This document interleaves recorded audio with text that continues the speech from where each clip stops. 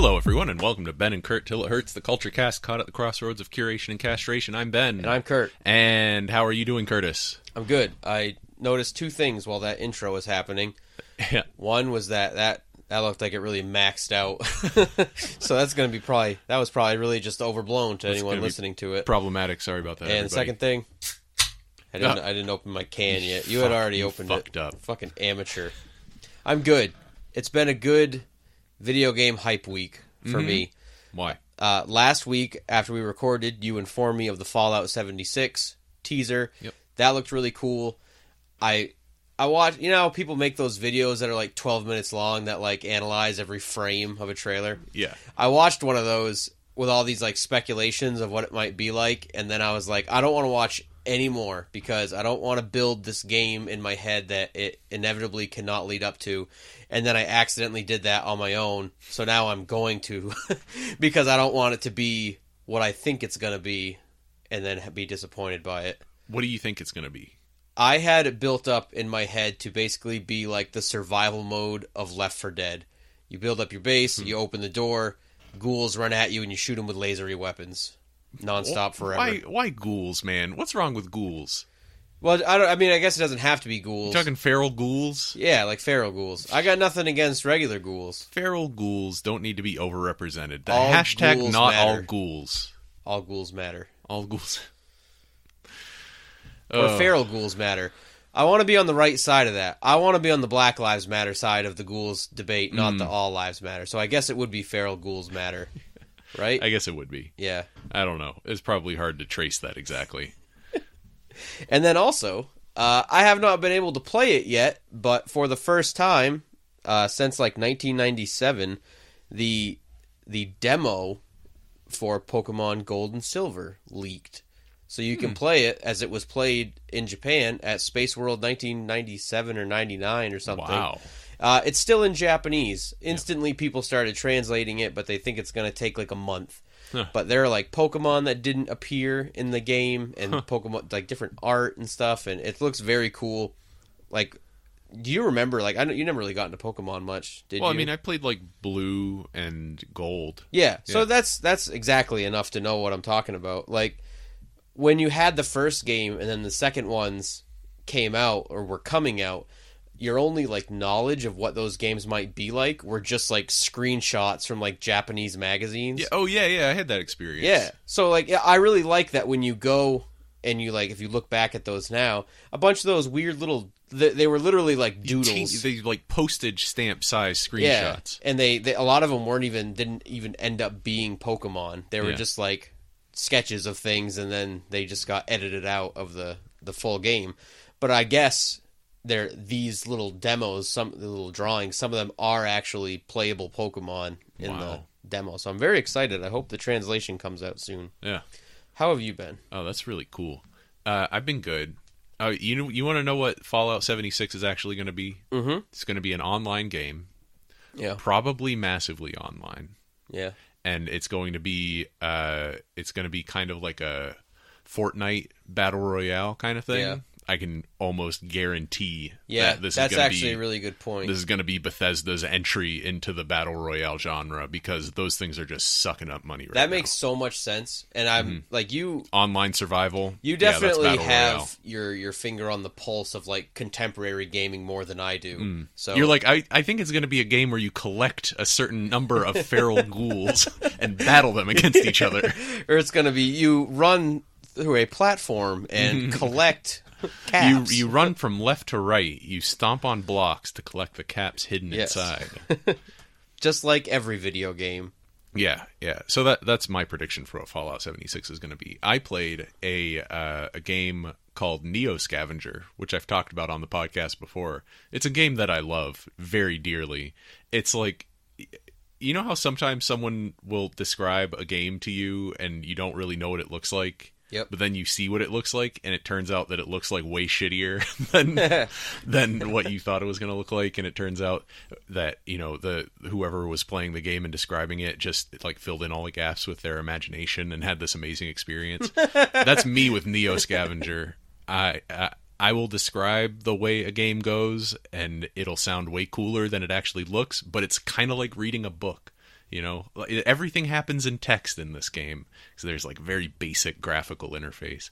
It's a survival game. You wake up in a cryogenic freeze in Detroit, and you're in a hospital gown, and you have to scavenge all the shit that a person needs to survive, because it is very cold in Detroit and it rains pretty often. You've got like bars for everything. You've got hunger you've got to deal with. You've got thirst. You get colder, and it actually gives you hypothermia. Your whole body is simulated in the code of the game. So like if someone hits your arm with a wrench and your arm is broken, you won't be able to use your stick that you've been hitting people with as well. That sounds unfun, but I also want to try it. It's a lot weird. It's kind of Fallout-y, if I'm being honest. Like the old Fallouts, though. Yeah. That kind of. Yeah, not like Fallout 3. It's a neat game. It's different every time you play it. It's one of those games where losing is part of the fun. Yeah. It's like, oh shoot, I tried to beat a guy up with a wrench so that I could steal his clothes, but the pointy stick that he was using as a spear stabbed me in the arm, and that got infected. So 3 days later, I died of that infection, cold, huddled, alone in an abandoned house in my shitty sleeping bag. I just slipped away into death. Man. Yeah. How much is this game? Like $10. I'll have to give it a shot sometime. It's excellent, man. Yeah. It is excellent. What's it called again? Neo Scavenger. I don't know if you've ever heard of Project Zomboid. No. I think that it's made by the same team. Oh. Not sure. I'll have to check it out. Yeah. Other than that, I watched the new Noah Caldwell-Gervais video, which was about survival strategy games. Mm-hmm. So there's this new game out called Frostpunk. Have you heard of this? No. It's kind of like a Sim City, but there's an actual goal. It's not just like a kind of toy for you to play with. The goal is that Mother Earth has turned against the human race and has started making itself colder so that we won't be able to live on it anymore.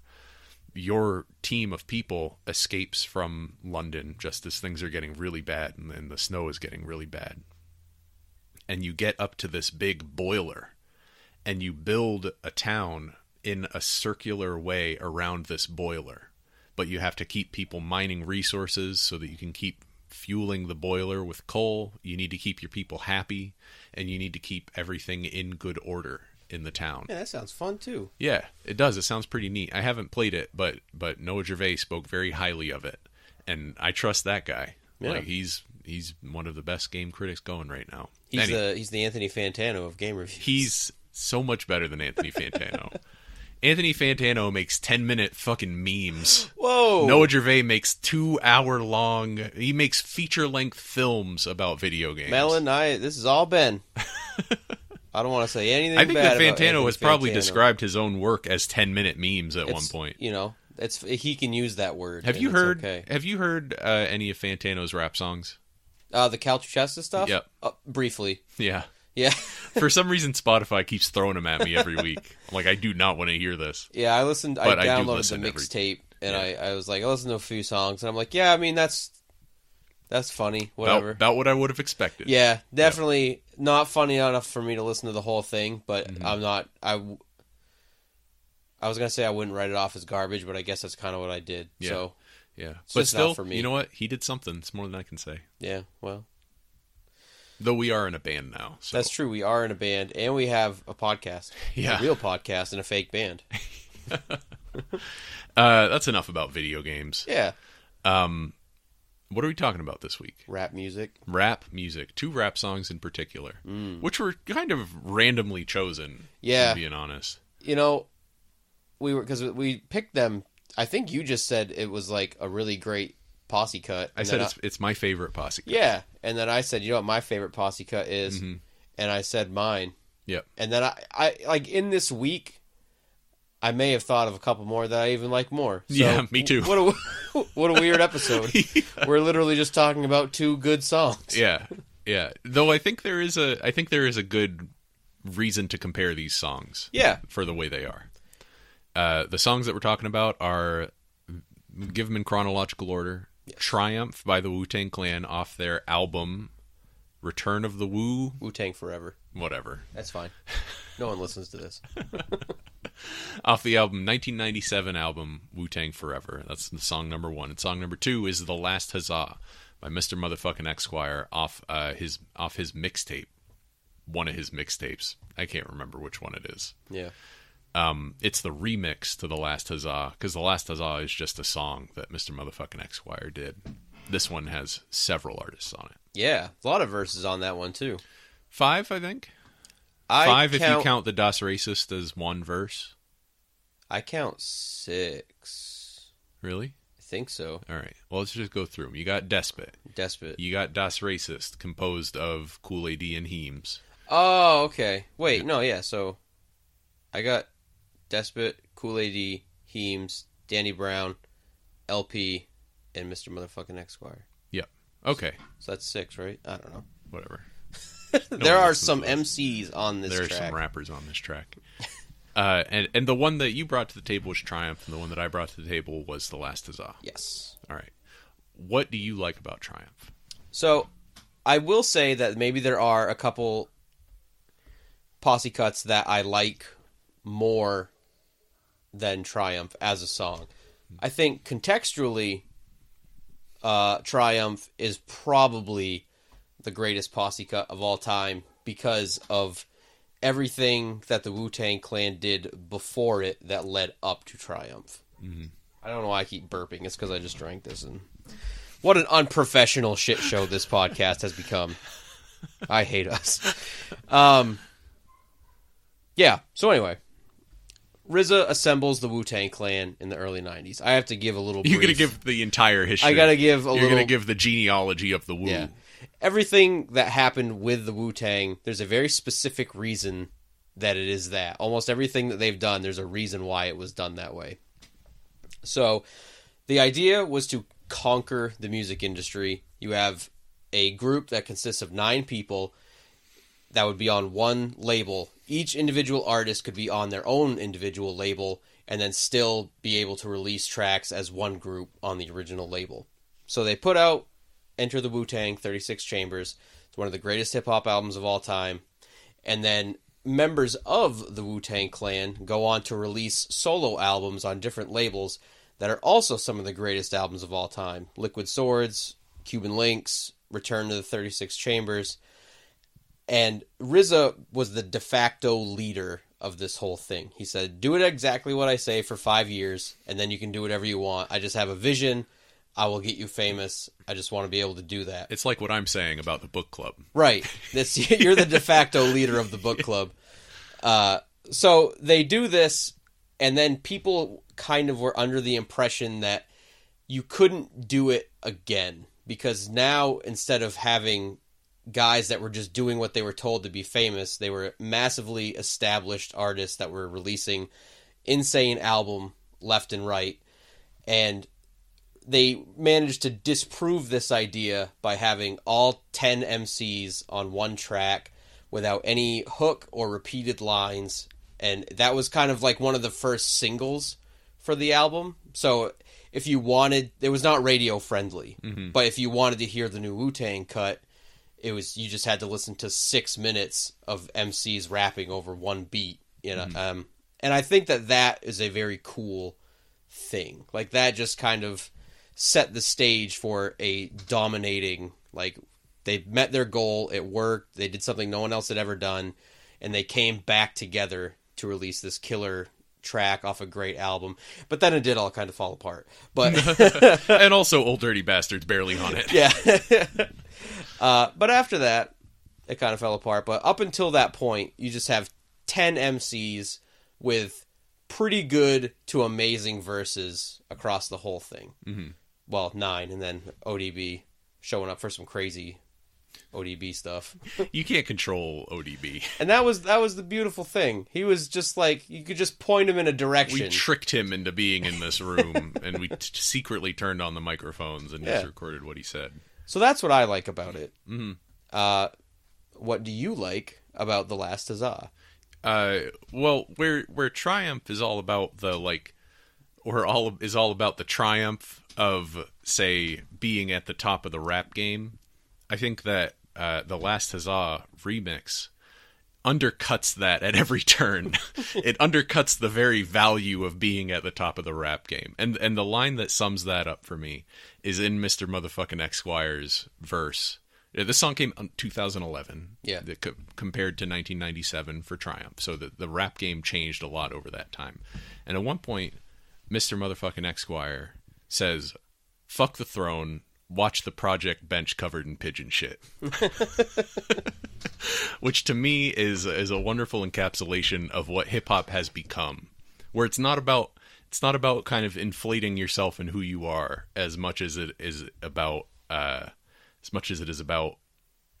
just depicting the dirty, grimy nature of the world that you see around you, especially for these particular rappers. Yeah, I really found that in the last Huzzah, for a posse cut of guys that aren't in the same group, like it was very cohesive. Everything felt really cool about how it all fit together and stuff, and it goes by really quickly. That's I think one of my favorite things about the track is like I love Triumph, but I've listened to it a lot in preparation for this, and when you listen to it over and over again, it is 9 rappers just on one cut.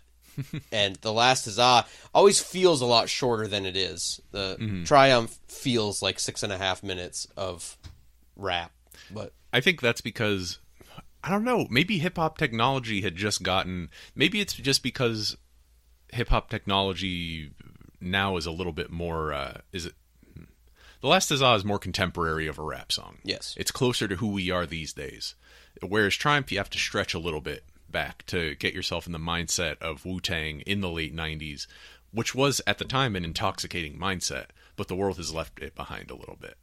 It would be like watching, I don't know, what's the most famous like hippie movie or whatever?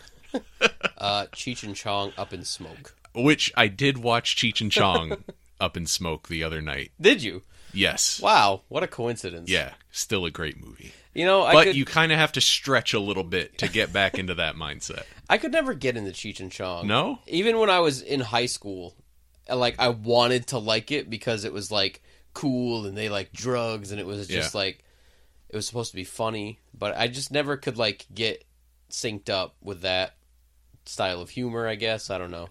It's kind of odd because the best part of any Cheech and Chong movie is always Cheech and Chong talking to each other. It's like Cheech Marin and Tommy Chong, those characters that they came up with are like so intoxicating just on their own. Yeah. But like the movie that surrounds it is always weird and so 70s. Yeah. Anyway, that's not what this podcast is about. Nope. Odds on we'll never do an episode about Cheech and Chong.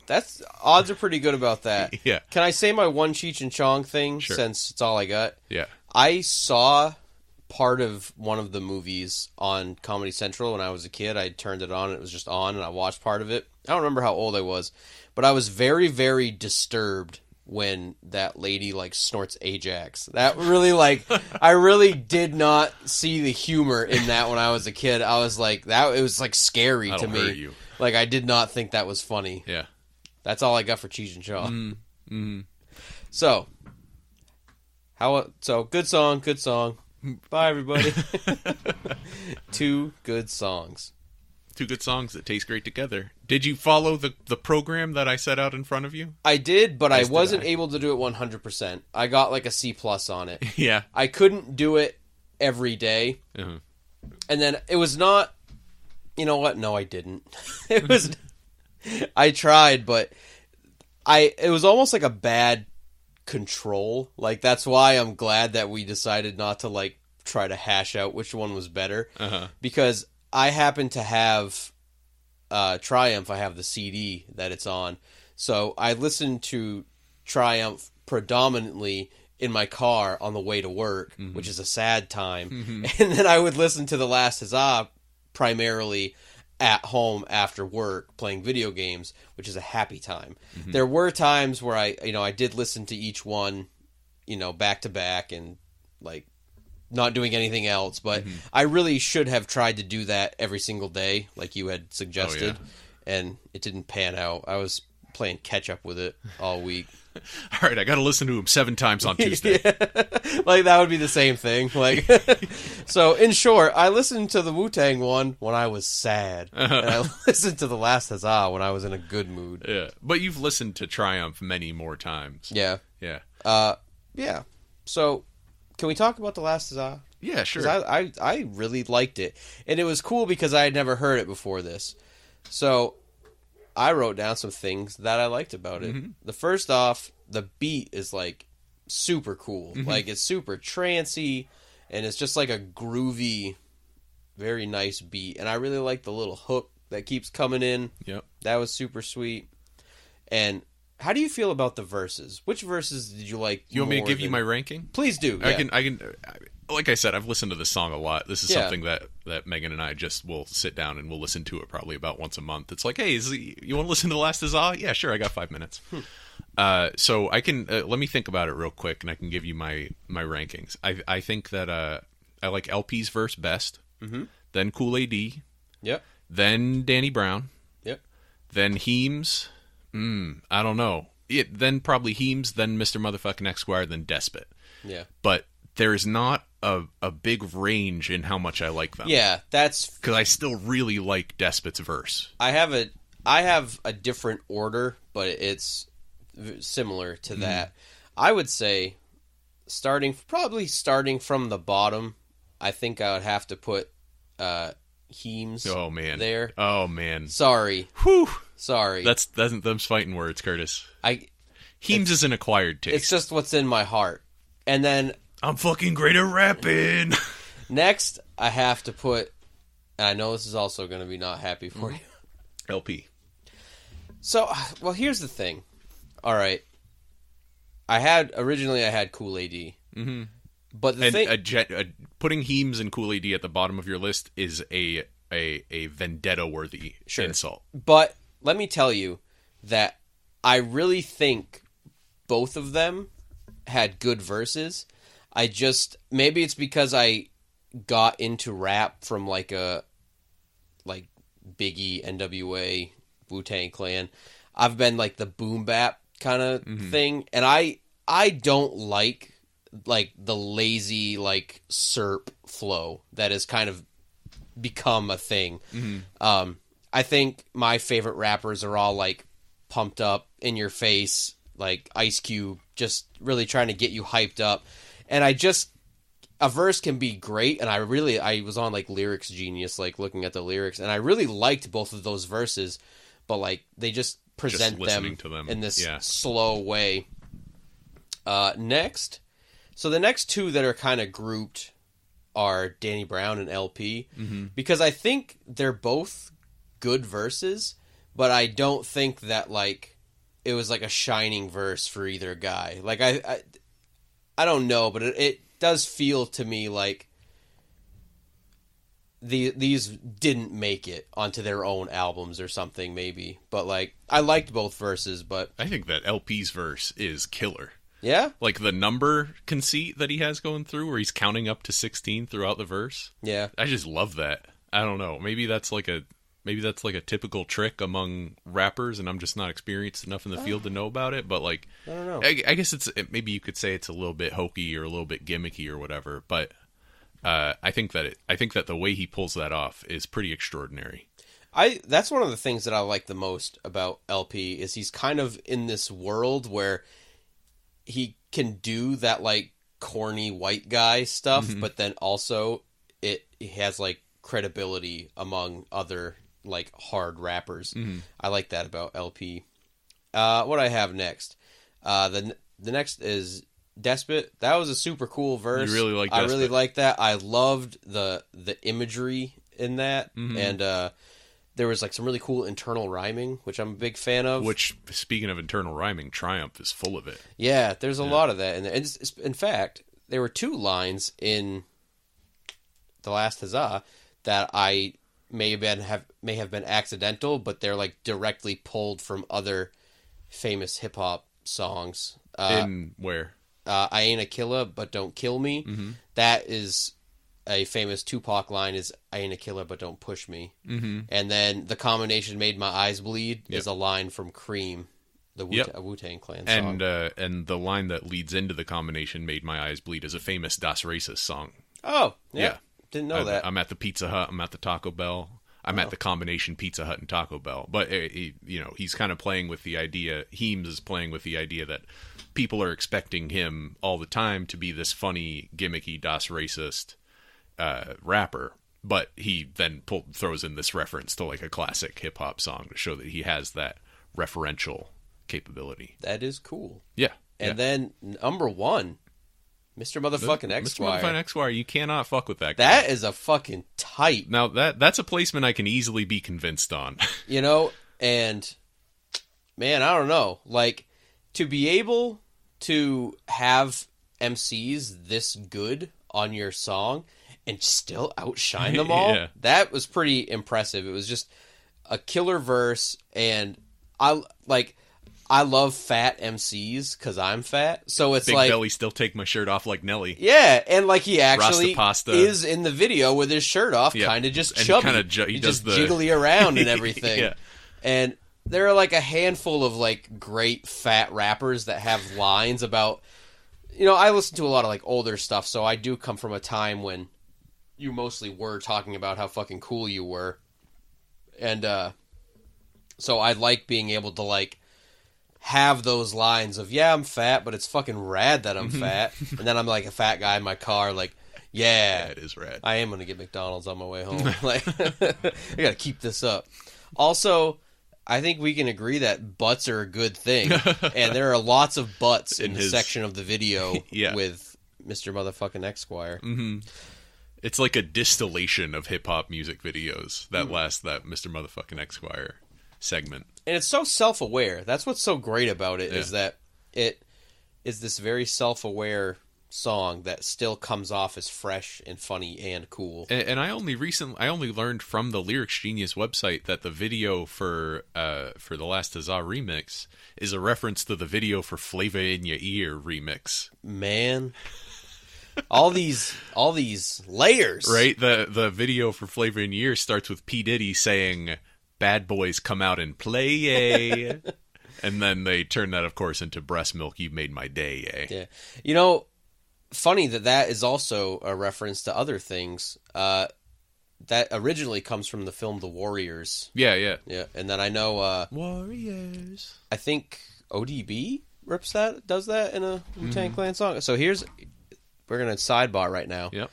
I just noticed that it's like pitch black in here. Yeah, it's getting darker. It's getting dark. dark. Wondering, I noticed it at the same time. And at first I was gonna ask you to turn the light on. Nope. But now we're gonna go the other side. I'm gonna shut the shade. All the way dark. We were thinking about doing a dark cast. Total dark. Now it's creepy because you're illuminated. And I can only see the reflection of your eyes, and it is terrifying.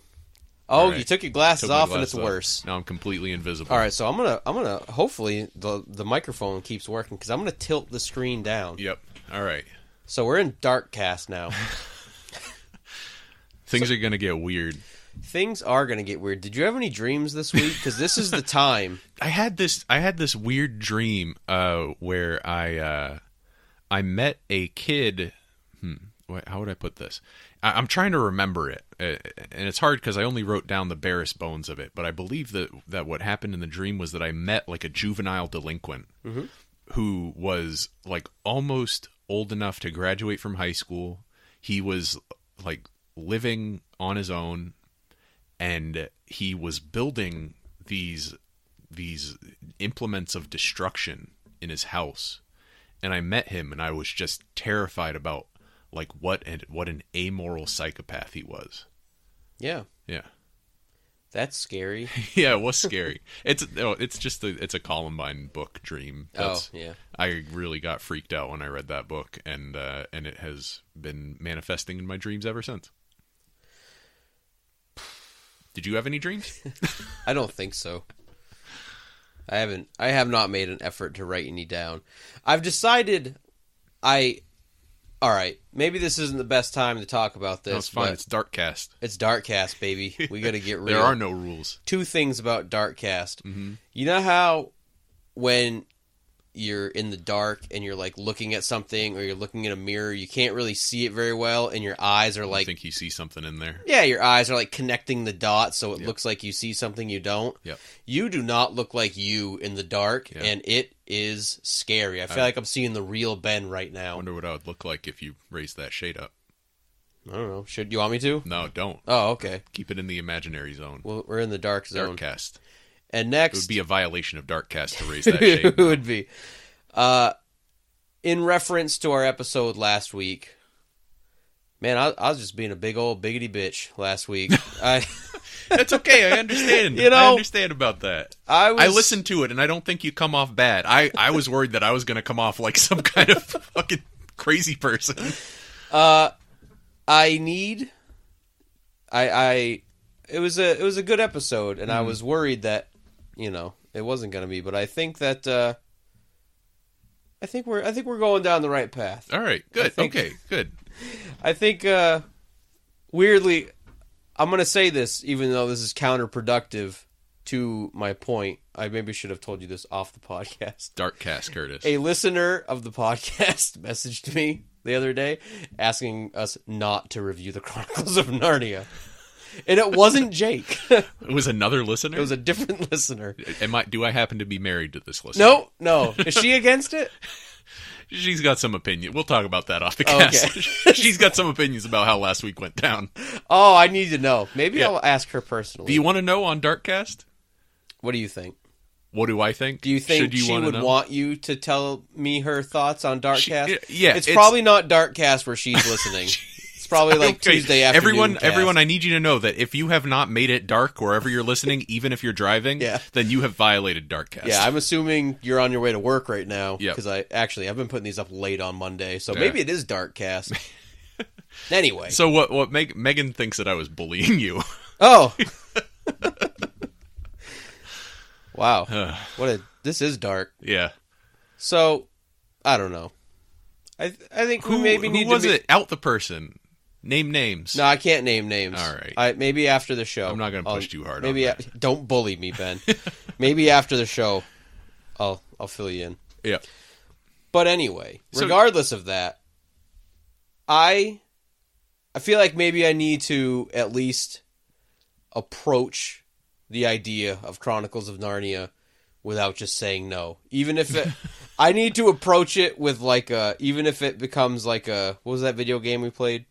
Chrono Trigger. Yeah. Even if we do it and it just bombs because I'm incapable of reading a book. Hey, listen, it's not like I've been playing Chrono Trigger off the air, all right? We'll see. I think it's good that we're kind of handing the reins back and forth. I think it'll be interesting to try. Maybe it'll bomb. I don't know. Maybe it'll just suck, but... And, maybe... It's worth a shot.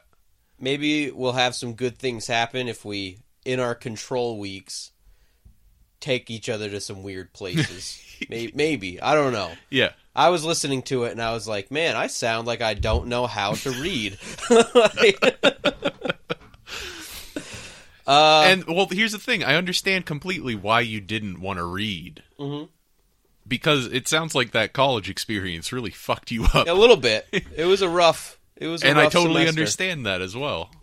I'm glad we're still friends, Ben. Of course we're still friends. There's nothing Weird about things the show. happen in the dark. This show can only bring us together. I'm glad that we're both happily taken and there's a desk between us. Because if this were Darkcast in a closet and we were in middle school... Oh, man. I don't know, man. All podcasts should be recorded in closets. Yeah. And in the nude. If only we... Whoa. Huh? I didn't expect that last part. You couldn't... That's why I look different. I took... As soon as that shade came down, I took all my clothes off. Old habits die hard. Oh, should we talk about Triumph at all? Yeah, I think we should. I thought that Triumph was really cool. It took a little while for it to grow on me. But you know what actually helped? You recommended that I not watch the video. Yeah, the video's a little distracting. I really like the video. Yeah. I think the video for Triumph is pretty darn cool, and it helps to be able to see the rappers. Oh, so I was wrong. Rapping. So that pulled you over to it. That pulled me over to it. Oh, wow. Yeah, I like it. It's got like a cartoonish vibe going for it. It's got like all the I mean, there's obviously all the weirdness with Brett Ratner, but Yeah. yeah. I don't know if I said this last week, and I don't know if this is true, but I believe at the time that may have been the most expensive music video ever made. Yeah, it cost a ton of money. Yeah, I think it was like might the have first been. video to ever cost $1 million. Yeah, something like Yeah. that. You would have thought that Michael Jackson would have crested that wave in the 80s with like Thriller, Yeah, Christ, yeah. I didn't But- think about that. but I don't know. He's got enough records. Let the Wu-Tang Clan have one, Yeah, please. Yeah, let him have it. Let him have it. Yeah. I think that the Wu-Tang Clan's lyrics are not my thing, Yeah? but their poetic ability to string together words that just sound really tight together Yeah. is often really great. Sometimes it sucks. Like Capadonna has that line where he says your fort is basic compared to mine. Yeah. That's stupid. So, the thing about Capadonna, Tell me about him, because he's a mystery to me. he is probably one of the most inconsistent rappers Yeah. ever to have lived. Just purely, he has a verse on, I think the song is called Winter Wars. It's a Ghostface Killah song that is one of the most insane, like 64 bar verses ever created. It is literally madness of how insanely good that thing is. And then he just has whole albums of garbage. Just like there's no in between with that guy. Mm-hmm. And That's helpful context. that was a little. That was. I guess I say there's no in between. That was like an okay verse, Yeah. but Yeah. sometimes you can't have your hopes up too high with Old Kappa. vocabulary Donna. That's actually sick, though. I think that's actually pretty cool. That nickname. Yeah. Yeah. Speaking of Ghostface Killah, Yeah. probably my favorite verse on the whole song. Ghostface Killah is my favorite rapper. Yeah. And there are plenty of examples of why. This, That's one of them. I think he makes a great argument for himself on this song. Yeah. I also really like the opening verse, the Inspected Deck. Yep. That one grew on me quite a bit. Yeah, there's lots of crazy internal and like double rhymes in that. Which is something that he's gotten better at as he's gotten older. Like you look at the Czarface stuff. Certainly. And I think that he's really crushing it on that. My favorite way to listen to Inspected Deck is not even to listen. Oh, that's really bright. Not even to listen to the words. Just like pick a like vowel sound, like ah, and then just hear how many times in a verse that sound will come up. He's really strong at that internal rhyming, so it's just pretty crazy. That's a fun way to listen to hip hop, definitely. Yeah. I did a lot of that on those recent Run the Jewels albums because I think Killer Mike is excellent at that. Man, everything about Run the Jewels is underappreciated. Maybe not like on hip hop heads where all the nerdy white kids like me hang out, but I feel like they need to break through a little bit more. Hopefully they do RTJ4. Pretty sure they had something in Black Panther, didn't they? They did. Yeah. And they toured with, I think, maybe like some really popular pop singer. That's I almost want to say it was Lord, but I don't think it was Lord. But they opened for a very famous pop singer this past spring. Yeah, but they don't appear on Triumph. Nope. LP though is on the last. LP is on the last Huzzah, so technically that is admissible for this podcast. Technically, we don't have to cut that. Just under the line there. Yep. Let me think. I wrote some brief notes on each verse we had to listen to for this, so there's like 17 or something. That's a good idea. I should have done that. Yeah, well, I don't always do things like that. But also, I think probably like the second best verse on that is, well, I don't know. Second best is tough. Do you agree that Ghostface Killah's verse is the best? I would say that Ghostface Killah is probably the third best. Okay. I would have to put Inspected Dex as number 1, and I think RZA as a number 2. He kind of RZA's verse? I really did. He specifically for 3 things, using a lot of like double meanings and little hidden meanings. That's like one of the cool things that RZA does. So like that little line about C Cypher punks couldn't hold us. Mm-hmm. He's talking about the cops because it's in the like 5%er nation lingo, which is a weird undercurrent in a lot of Wu-Tang stuff that I've seen. Yeah. Are you... The cult that they belong to. do you call it a cult? Fucking cult, man. Are you... how much are you familiar with the 5% Nation? I read about it. It's pretty terrifying, right? A little bit. I mean, like, I'm not down with Islam, all right? Yeah, no. But Bennett's Darkcast, if you're against Islam, you can say it today, okay? Yeah. Personally, I'm not. In this dark room, no one's going to come after me. No, I'm not against Islam. I think that it's kind of whack to be Muslim and not be able to read Arabic, because all the cool stuff about the Quran is not maintained once it's translated. Is it? Don't people argue that with the Bible too? I don't know. No, the cool stuff with the Bible is all well, maybe not all, but often narrative.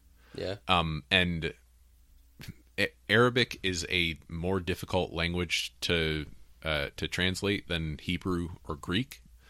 Arabic is kind of a crazy language with the number of different associations that a given word can have. And the Quran seems to be quite a work of brilliant literature in Arabic. Yeah.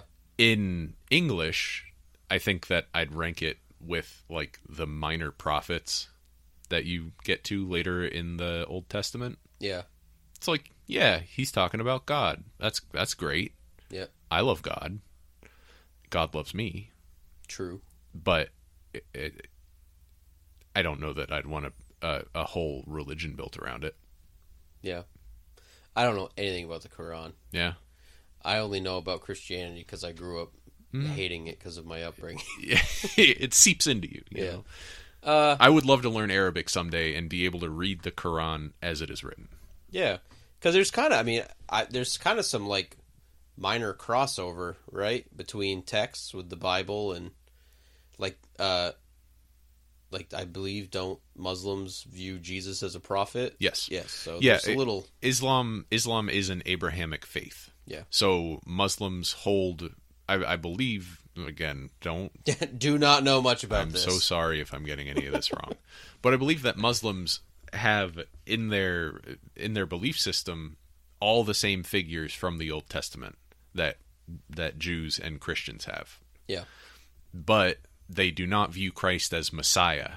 Yes. They view him as a prophet. And they hold Muhammad to be a prophet who received the direct word of God. And that is a no-go in Ben's book. That's a no-go for me. I think that's wrong. So anyway, back to RZA. Yep. The other thing that, like, when I listen to hip-hop, equally as much as I like listening to like what the song is about, I really like when people have like a large vocabulary, and I'll just be like, that's a cool word that you incorporated into your rhyme. Yeah. And that was one of the things I like, that like RZA, I almost feel like his style is like this like backwards style of, he just picks words that are cool and then finds ways to make them rhyme rather than finding words that rhyme to say what you want to say. Like, are you talking about vortex, cortex, raw sex? Yes, that is sick.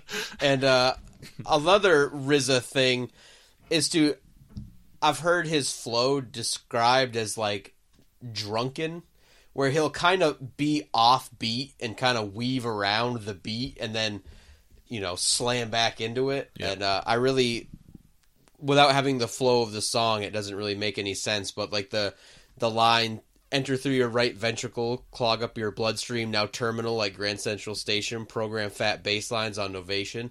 That's a fucking sweet line. Like, and it goes in and out of barely sounding like it fits on the beat, and then like this punching, like, flow with the beat.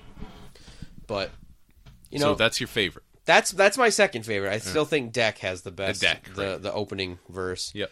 And I find Jizz's verse disappointing. It's very short. Very short. It's like a 16 bar. It feels like it's supposed to be the centerpiece. Yeah. Like he doesn't want to take the spotlight too much. They should have put Jizza after You God before RZA rather than.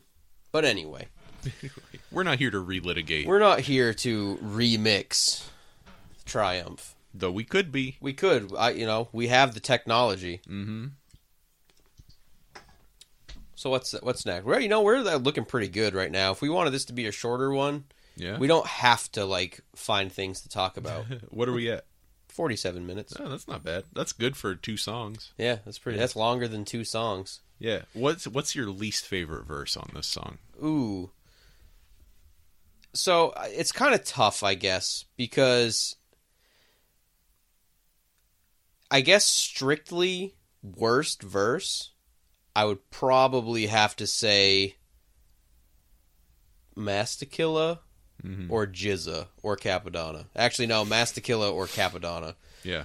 If you wanted to say worst verse based on the expectations that come with that MC, probably Jizza.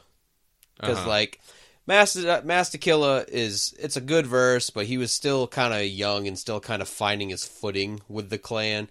And Capadonna is so inconsistent that you just, like, you can be happy when Capadonna does great, but you just can't even, you're like, yeah, well, he bombs, like, half the time, so I'm not going to be upset about a bad verse. But Jizza is known for having really strong lyrical wordplay. Jizz is the genius. He's the genius. His style is half short, twice strong, and he doesn't really pull through. He pulls through with the half short, but not so much the twice strong on his 8 or 12 bars that he has. Yeah. On this.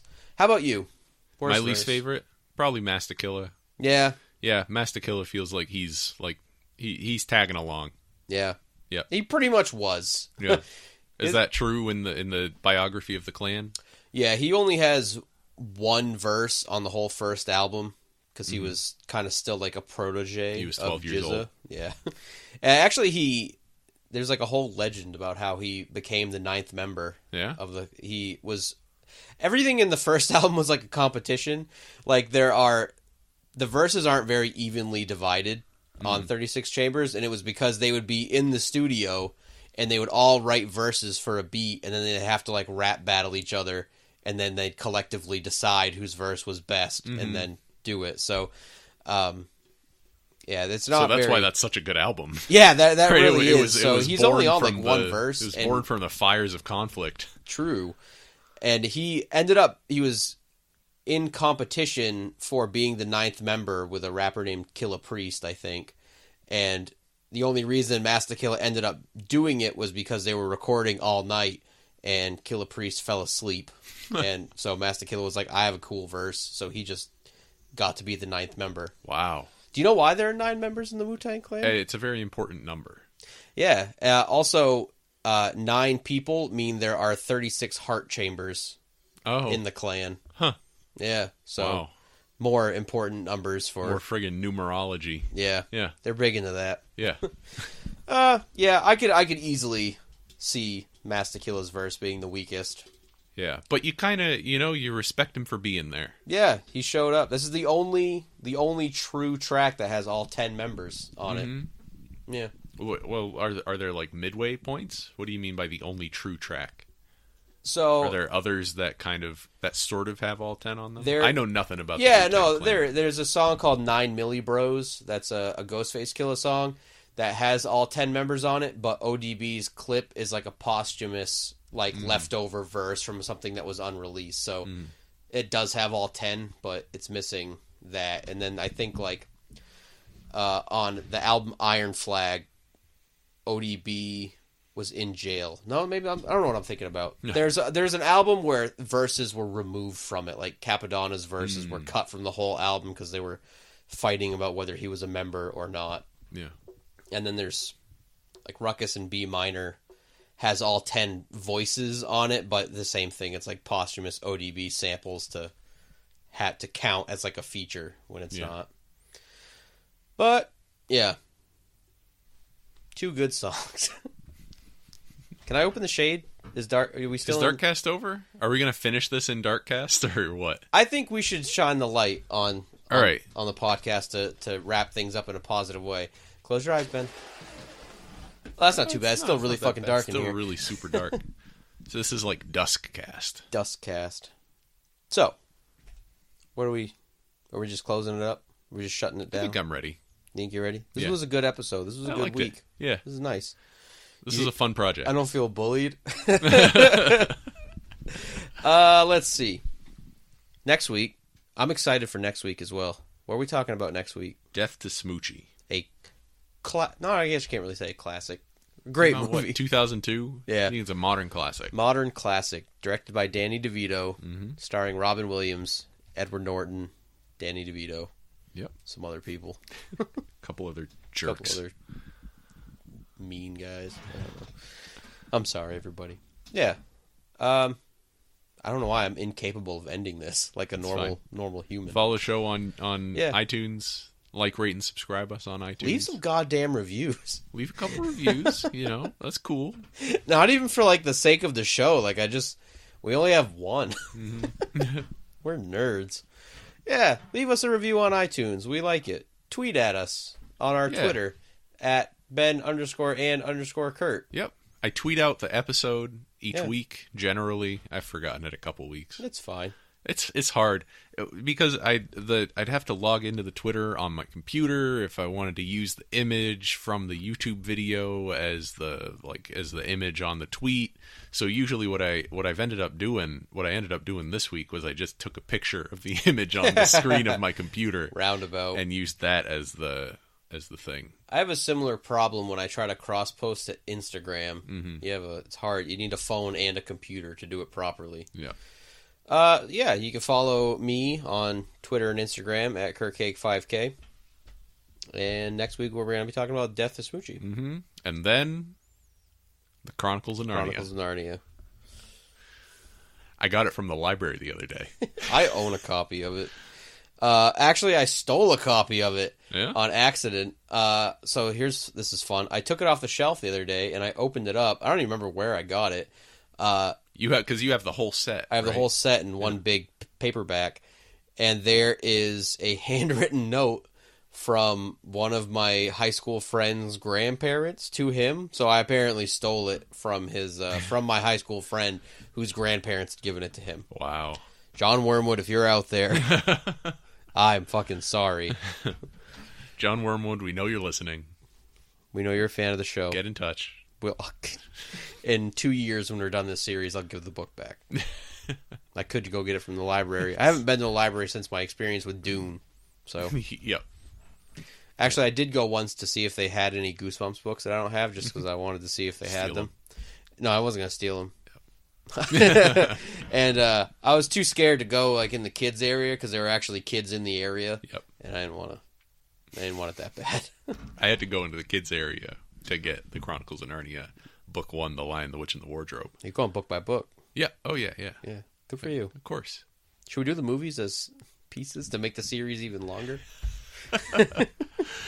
Oh, I remember not liking that first. This is gonna be just. This is also gonna be just like in high school, where I'm just gonna watch the movie and then try to bullshit my way through the book. Like, yeah, no, I read it. No, I'm gonna ask you for passages. I'm gonna demand that we each bring our favorite passage to the table from each chapter. So we'll think about. I guess we're gonna try it. We'll try it. We'll try it. I need to be more open minded. We're gonna try it. It's gonna be okay. It's gonna be okay. It is going to be okay. Well, that's gonna do it for this week, I guess. We'll be back next week to watch These are pretty polarizing, like the movie versus the book series, but we'll see how they match up. Yeah. All right. Bye, everybody. Bye.